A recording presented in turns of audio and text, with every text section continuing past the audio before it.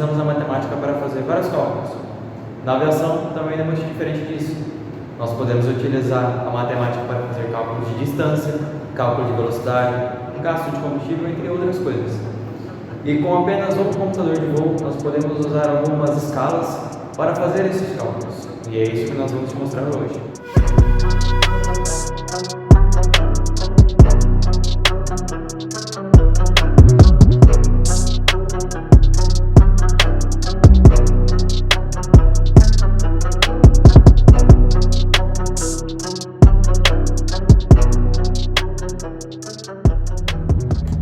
Nós podemos fazer o cálculo de velocidade da aeronave usando a escalar proporcional. Aqui nós temos uma velocidade indicada no painel de 110 nós, ou seja, 110 milhas por hora. No computador de voo nós temos uma escala onde nós setamos a temperatura, aquele nível que nós estamos voando, juntamente com a sua altitude, no caso a 5.500 pés. Isso nos proporciona a nossa velocidade aerodinâmica. Nós temos 110 nós, isso equivale a 120 nós de velocidade aerodinâmica. Através da matemática nós podemos chegar à conclusão desse cálculo.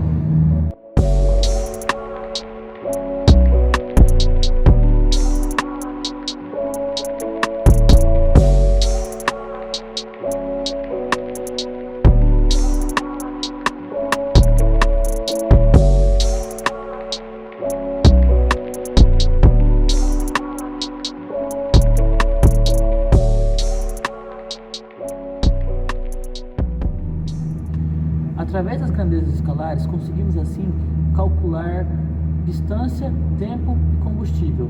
Hoje estamos fazendo uma navegação entre Sinop e Sorriso, numa distância média de 35 milhas náuticas.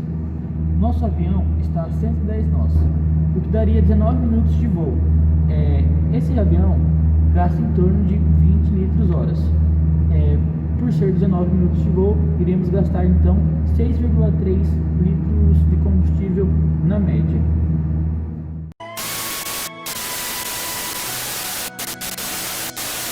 Muitas coisas. Acho que se ficar fazendo barulho não vai dar certo. Ah, você já estragou o vídeo. Não, eu edito depois. Depois você manda. Não vai fazer barulho não, pô. Os dois.